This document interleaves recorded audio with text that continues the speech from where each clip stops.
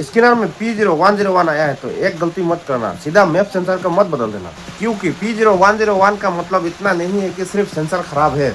कई बार सेंसर ठीक होता है और प्रॉब्लम कहीं और छुपी होती है। आज मैं तुम्हें वो ट्रिक बताऊंगा जो बहुत लोग स्किप कर देते हैं।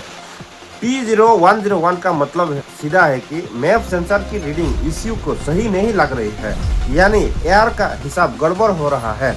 यही वो जगह है बहुत लोग कंफ्यूज हो जाते हैं। कोड आया और बोला सेंसर खत्म। ऐसा हमेशा नहीं होता है। अब ड्राइवर को क्या फील होगा? आइडल में रूप लग सकती है, एक्सेलरेशन में हेजिटेशन हो सकती है, पिकअप डुअल हो सकता है, फ्यूल इकोनॉमी गिर सकती है, कुछ केस में इंजन स्टीयरिंग भी हो सकता है, ब्लैक स्मोक भी आ सकता है। सबसे बड़ा ट्रैप क्या है? लोग कोड देखते ही सेंसर बदल देते हैं, लेकिन अगर इंटेक लीक है, एयर फिल्टर चोक है या वायरिंग में फॉल्ट है तो नया सेंसर भी कुछ नहीं करेगा। यही चीज पैसा उड़ाता है। अब ध्यान से सुनो, मैप सेंसर अकेला विलन नहीं है। कई बार एयर फिल्टर बॉक्स में भी प्रॉब्लम होती है, कभी इंटेक बोर्ड क्रैक होती है, कभी होस पाइप लीक होता है, कभी वैक्यूम भी लीक होता है। सेंसर को गलत एयर का रीडिंग मिलता है, मतलब फॉल्ट सेंसर बताता है, लेकिन शुरुआत कहीं और से होती है। रियल मैकेनिक पार्ट नहीं प्रूफ देखेगा, वो इंटेक एयर को चॉक करेगा, एयर फिल्टर देखेगा, सेंसर कनेक्टर देखेगा, वैक्यूम लीक ढूंढेगा और लाइव डाटा कंपेयर करेगा।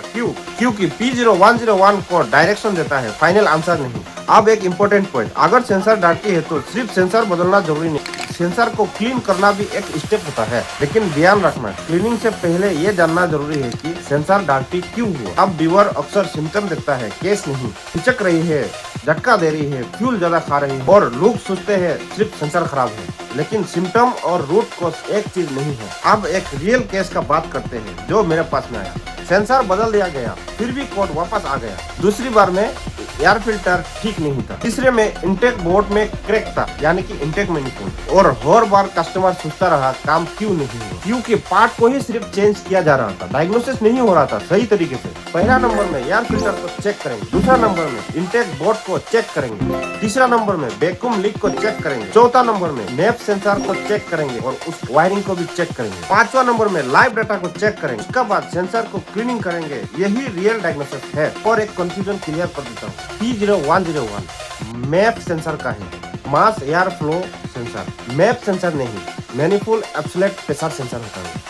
मैप सेंसर का रेंज परफॉर्मेंस कोड अलग होता है, इसलिए स्कैनर में कोड पढ़ते ही सेंसर को समझो, वरना डायग्नोसिस ही गलत हो जाएगा। P0101 कोड ये छोटा कोड लगता है, लेकिन ये धीरे धीरे गाड़ी का ब्रीथिंग को बिगाड़ देता है। इसे इग्नोर किया तो ड्यूरेबिलिटी, माइलेज और स्मूथनेस सब गिर सकता है।